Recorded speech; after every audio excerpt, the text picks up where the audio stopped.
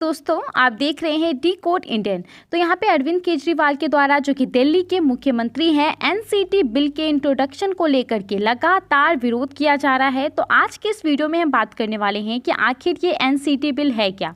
NCT bill को GNCTD bill के नाम से भी जाना जाता है। जीएनसीटीडी यानी कि government of national capital territory of Delhi amendment bill 2021, जिसे हाल ही में केंद्र सरकार के द्वारा लोकसभा में पेश किया गया। बेसिकली ये जो पूरा बिल पेश किया गया है वो government of national capital territory of Delhi act 1991 यानी कि जो ओरिजिनल एक्ट है उसमें संशोधन करने के लिए इस पूरे बिल को पेश किया गया है। यहाँ पे जो सेंट्रल गवर्नमेंट है उनके द्वारा एक तरफ कहा जा रहा है कि इस बिल को पेश किया गया है ताकि दिल्ली के अंतर्गत जो इलेक्टेड गवर्नमेंट और जो लेफ्टिनेंट गवर्नर है उनकी रिस्पॉन्सिबिलिटी को डिफाइन करने के लिए, उनके दायित्व को बताने के लिए इस बिल को लाया गया है। लेकिन दूसरी तरफ जो दिल्ली सरकार है उनका कहना है कि इस पूरे बिल को लाया गया है ताकि जो इलेक्टेड गवर्नमेंट है दिल्ली के अंतर्गत उनके पावर को कम किया जा सके केंद्र सरकार के द्वारा। तो आइए सबसे पहले तो बात करते हैं आखिर ये जीएनसीटीडी बिल 2021 क्या है और इसके प्रोविज़न क्या है।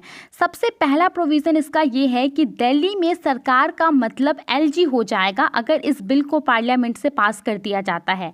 लेजिस्लेटिव असेंबली के द्वारा किसी भी कानून को अगर बनाया जाएगा और उस कानून में सरकार का मतलब सीधा सीधा एलजी होगा। उसके बाद दूसरा प्रोविज़न इसका है, उसके अकॉर्डिंग एलजी के पावर को बहुत ज़्यादा बढ़ा दिया गया है। इवन जो लेजिस्लेटिव असेंबली मैटर तक एलजी के पावर को बढ़ा दिया गया है। उसके अलावा तीसरे प्रोविज़न के अकॉर्डिंग यहाँ पे जो एलजी है उनको ये ज़रूरी कर दिया गया है एक अपॉर्चुनिटी प्रदान करना कि जो भी काउंसिल ऑफ मिनिस्टर्स के द्वारा जो भी फैसला लिया जाए उसको इम्प्लीमेंट करने से पहले उनकी राय जानना कि उनका उस पर्टिकुलर डिसीजन पे क्या राय है, इसको ज़रूरी कर दिया गया है। इस बिल के एक प्रोविज़न के अकॉर्डिंग एडमिनिस्ट्रेटिव डिसीजन के बारे में कहा गया है कि लेजिस्लेटिव असेंबली कोई भी ऐसा कानून नहीं बनाएगी जो कि day to day administration of the capital से जुड़ा हुआ हो या फिर कोई इंक्वायरी से जुड़ा हुआ हो कि किस प्रकार से काम हो रहा है उसको लेकर के कोई इंक्वायरी से कुछ कानून जुड़ा हुआ हो, तो ये लेजिस्लेटिव असेंबली नहीं बना सकती है। ये भी जीएनसीटीडी बिल 2021 में कहा गया है।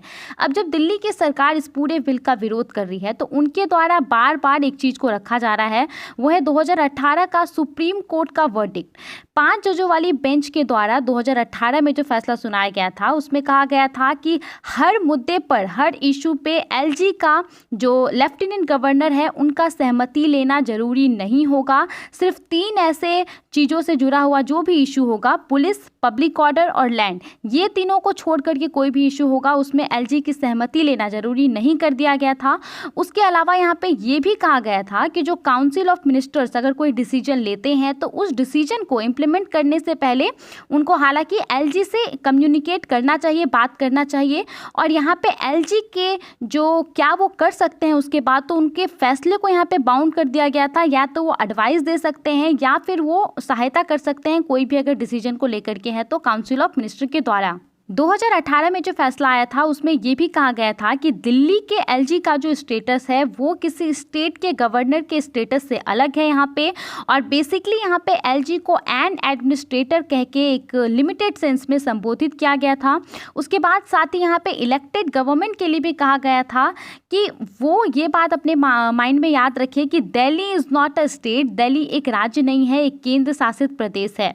इन सब के अलावा यहाँ पे जब 2018 में ये सुप्रीम कोर्ट के द्वारा फैसला आ गया तो उसके बाद इसी फैसले से इनकरेज होके तब से जो भी इलेक्टेड गवर्नमेंट है उनके द्वारा एलजी को फाइल भेजना बंद कर दिया गया किसी भी एग्जीक्यूटिव मैटर को लेकर के, और डिसीजन लेने के बाद इम्प्लीमेंट करने के लिए एलजी को फाइल नहीं भेजा जाने लगा, डायरेक्ट उसे इम्प्लीमेंट कर दिया गया। लेकिन अभी अगर ये अमेंडमेंट हो जाता है, पार्लियामेंट से पास हो जाता है ये बिल, तब यहाँ पे एलजी से एडवाइस लेना बहुत ज़रूरी हो जाएगा किसी भी डिसीजन को यहाँ पे अगर इम्प्लीमेंट करना है तो दोस्तों आज के इस वीडियो में इतना ही था। आई होप आपको ये टॉपिक अच्छा लगा होगा, कुछ नई जानकारी मिली होगी। आप इसके बारे में क्या सोचते हैं हमें कमेंट करके ज़रूर बताइए।